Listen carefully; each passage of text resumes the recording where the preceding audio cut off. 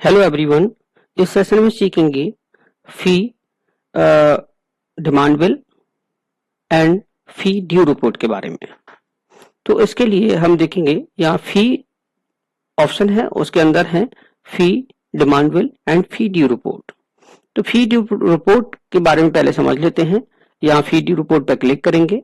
उसके बाद यहाँ मिनिमम जो फील्ड है वो क्लास सेलेक्ट करने का है। क्लास आपको सेलेक्ट करनी है, वो कंपलसरी है। उसके बाद आपका सेक्शन, कीवर्ड एंड मंथ ये ऑप्शनल फीचर्स है।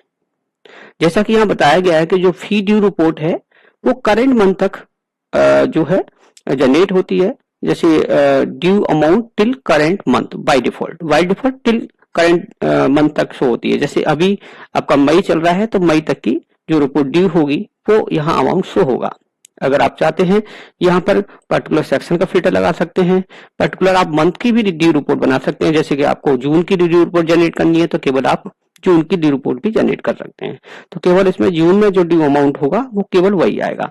अगर आपने कोई मंथ सेलेक्ट नहीं किया है तो बच्चे की अब तक की जो भी ड्यू रिपोर्ट होगी, ड्यू मंथ होंगे, जैसे यहाँ हम देख सकते हैं ये साहिल कुमार है, इसकी अप्रैल और मई दोनों महीने में से किसी महीने का भी फीस नहीं आई है। बिकॉज अब मई चल रहा है तो मई हमारा ड्यू मंथ है यहाँ तक की शो करने के लिए। जैसे कि आप यहाँ देख रहे हैं, यहाँ पर अगर हम डिस्क्राइब कर दें, जैसे राहुल कुमार है, इसका ओल्ड बैलेंस 193 रुपीज है, ट्रांसपोर्ट की फीस है वो 1800 रुपए है, और जो फी है यानी कि जो मंथली फी या फिर जो भी फी हेड है उनके अकॉर्डिंग टोटल होकर के 500 रुपए और टोटल ड्यू अमाउंट ये है। तो इस तरह से यहाँ फी रिपोर्ट जनरेट हो जाती है और टोटल भी यहाँ शो कर देता है। उसके बाद देखिए अगर आपने एसएमएस मॉड्यूल यानी कि एसएमएस रिचार्ज करा रखा है, एड ऑन करा रखा है, तो आप यहाँ से मैसेज भी भेज सकते हैं। जैसा कि यहाँ ऑलरेडी प्री अप्रूव टेम्पलेट है, यहाँ पर बस केवल आपको क्लिक करना है यानी कि बच्चों को सिलेक्ट करना है और सेंड मैसेज करना है। तो ये मैसेज उन बच्चों को उनका फी मंथ और फी अमाउंट के साथ और बच्चे के नाम के साथ डिलीवर हो जाएगा। तो इस तरह से ये फी ड्यू रिपोर्ट होती है। उसके बाद दूसरा ऑप्शन है इसमें फी डिमांड बिल।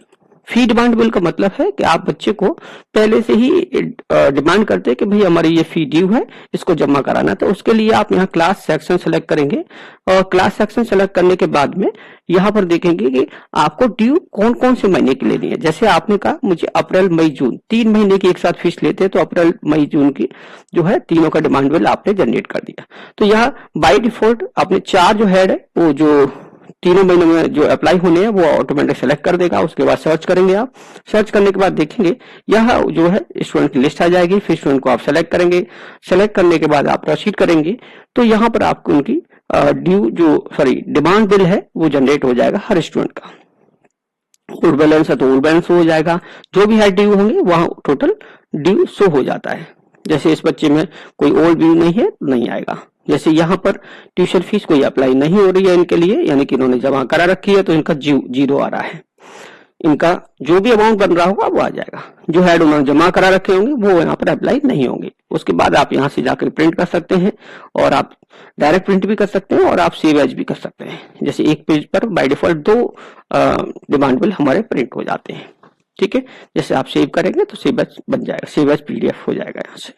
तो इस तरह से हमारी due report and demand bill इस तरीके से जनरेट होता है। Thank you so much.